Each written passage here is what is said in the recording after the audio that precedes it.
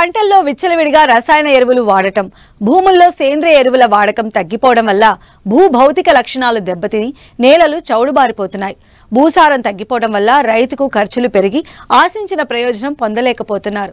ముఖ్యంగా వరి సాగు చేసే ప్రాంతాల్లోని భూముల్లో, ప్రధానంగా బోరు నీరు వారే ప్రాంతాల్లో ఈ చౌడు ప్రభావం ఎక్కువగా కనపడుతోంది. అంతేకాదు చాలా ప్రాంతాల్లో సాగు భూములు నిరుపయోగంగా మారుతున్నాయి.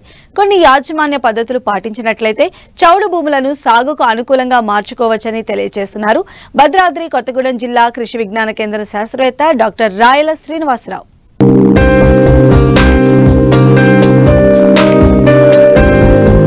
రైతులు తెలిసో తెలియకో వాడుతున్న అధిక ఎరువుల వినియోగం వల్ల ప్రత్యక్షంగా ఖర్చులు పెరగడమే కాకుండా పరోక్షంగా మనకు తెలియకుండానే భూములు నిస్సారంగా మారిపోతున్నాయి. దీనికి తోడు మనం అందించే నీటిలో ఉండే అధిక లవణాల కారణంగా కూడా పంటలు సరిగా ఎదగక ఆశించిన దిగుబడులు పొందలేకపోతున్నాం. సాధారణంగా భూమిలో ఉండే కొన్ని రకాల లవణాల వల్ల భూమి పైభాగంలో తెల్లని లేదా బూడిద రంగులో పొరలు ఏర్పడుతూ ఉంటాయి. వీటినే చౌడు భూములు అంటారు. వీటిలో ప్రధానంగా తెల్ల చౌడు, కారు చౌడు ఎక్కువగా కనబడుతుంటాయి. ఏటా సేంద్రియ ఎరువులు వాడే ప్రాంతాల్లో ఈ సమస్య ఉండదు. భూమిపై తెల్లటి పొరల లవణాలు పేరుకుని ఉండటాన్ని పాలచౌడు అంటారు.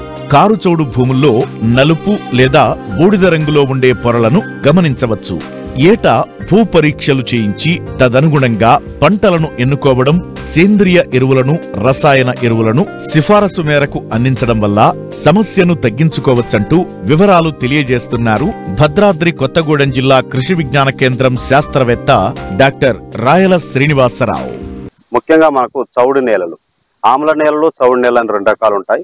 ప్రధానంగా చాలా ఏరియాల్లో కూడా చౌడు నేలల ప్రభావం వల్ల రైతు సోదరుల పంటలు చాలా గణనీయంగా తగ్గిపోవడానికి అవకాశం బాగుంది. కాబట్టి ముఖ్యంగా పిహెచ్ అంటే ఆ ఉదజని సూచిక అనేది 7.5 నుంచి 8.5 మధ్యలో ఉన్నట్టు మొత్తం కూడా మనం చౌడు నేలలు అంటాం. సాధారణంగా 7.5 నుంచి 8 మధ్యలో ఉన్న నేలలను తెల్ల చౌడు అని, 8 నుంచి 8.5 మధ్యలో ఉన్న నేలను నల్ల చౌడు నేలలు అని కూడా అంటాం. ఈ యొక్క చౌడు నేలను బాగు చేయాలంటే కంపల్సరీగా కూడా మనం దగ్గరలో ఉన్నటువంటి చెరువు మట్టిని తోలుకోవటం కానీ, పశువుల ఎరువును బాగా వేయటం కానీ, పచ్చిరొట్ట ఎరువులను ఎక్కడైనా వేరే చోట పెంచి వాటిని కట్ చేసి తీసుకొచ్చి ఆ నేలలో కలిగి దున్నటం కానీ, ఇవన్నీ చేసుకుంటూ ఒక 2-3 సంవత్సరాలు వెళ్ళిన తర్వాత కొంతవరకు ఆ పిహెచ్ తగ్గి కొంత చౌడు నీళ్ళు కొంత మార్పు చెందుతూ వస్తూ ఉంటాయి.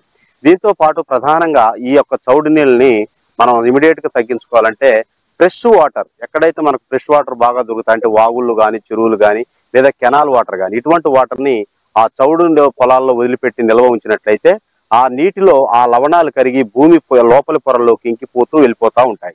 కాబట్టి ఈ విధమైన పద్ధతుల్లో కూడా మన సౌండ్ కొంతవరకు తగ్గించుకోవడానికి అవకాశం ఉంటుంది. దీంతో పాటు మనకు ఎక్కడైతే మనకు పశువుల ఎరువు కానీ, మేకల ఎరువు కానీ, కోళ్ల ఎరువు కానీ, చెరువు మట్టి కానీ, నల్లగా మాగినటువంటి చెరువు మట్టిని బాగా తోలుకొని ఆ యొక్క చౌడు ప్రాంతాలను మనం అభివృద్ధి చేసుకోవాలి. ముఖ్యంగా నేలలో కలియదున్ని నెక్స్ట్ దాదాపుగా అటువంటి చౌడు పొలాల్లో వరినే ప్రధానంగా పండించాలి. ఆ వరి పండించిన తర్వాత అవసరమైతే సౌండ్ తట్టుకునేటటువంటి నువ్వులు అంటే నూనె గింజల పంటల్లో నువ్వులు, శశామం క్రాప్ అంటాము, దీన్ని కూడా మనం సాగు చేసుకుంటే చౌడు నెలలకు ఇది అనుకూలమైన పంట.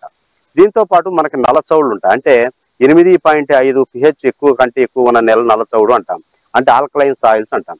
ఈ ఆల్కలైన్ సాయిల్స్ ని కూడా మనము బాగు చేసుకోవాలంటే మన ప్రధాన దుక్కులు అంటే వరి పొలం ఎప్పుడైతే మనం దమ్ము చేస్తామో ఆ దమ్ము చేయడానికి ముందే మనము ఈ యొక్క జిప్సం అనే ఎరువుని ఎకరానికి 1 టన్ను నుంచి కానీ 2 టన్నుల మధ్యలో కంపల్సరీ అంటే మనకున్న ఉదజని సూచికను బట్టి వేసుకోవాలి. అవి వేసుకొని నేలలో కలిగి ఉన్నట్లయితే ఈ యొక్క నల్ల చౌడును కూడా మనం దాదాపు ఒక 2 సంవత్సరాలు 3 సంవత్సరాలు ఇలా చేసుకుంటూ పోతే ఈ నల్ల చౌడును కూడా మనము రికవరీ చేసుకోవడానికి అవకాశం ఉంటుంది.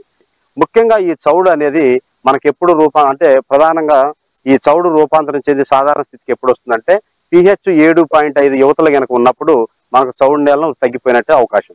ముఖ్యంగా ఈ చౌడు పొలాలు ఎక్కడైతే మనకు ఎక్కువగా ఉంటాయో అటువంటి ఏరియాల్లో రైతు సోదరులు వరి పంటను మాత్రమే వేసుకోవాలి. మిగతా పంటలు ఇది పండించడానికి వీలు పడదు కాబట్టి వరి పంటలనే సాగు చేసుకోవాలి. ముఖ్యంగా ఈ చౌడు పొలాలు ఎక్కడైతే ఉన్నాయో ఆ రైతు సోదరులు కంపల్సరీ కూడా ఆ భూసార పరీక్ష కంపల్సరీ ముందు చేయించాలి. అంటే దానిలో లవణాల శాతం ఎంత ఉంది, అది తెల్ల చౌడ, నల్ల చౌడ, అదేవిధంగా దానిలో ఉదజని సూచికతో పాటు ఎలక్ట్రికల్ కండక్టివిటీ ఈసీ అంటాం, అది 1.25 ఉందా, 1.5 వరకు ఉందా కూడా రైతు సోదరులు తెలుసుకొని దాని ఆధారంగా మనం ఎరువులు సిఫార్సు కానీ, అదేవిధంగా మనకు ఈ యొక్క ఆర్గానిక్ మ్యాటర్స్ యాడ్ చేసుకోవటం కానీ మనం చేసుకున్నట్లయితే ఈ యొక్క చౌడు పొలాలను కూడా మనం పునరుద్ధరించుకోవడానికి అవకాశం ఎక్కువగా ఉంటుంది.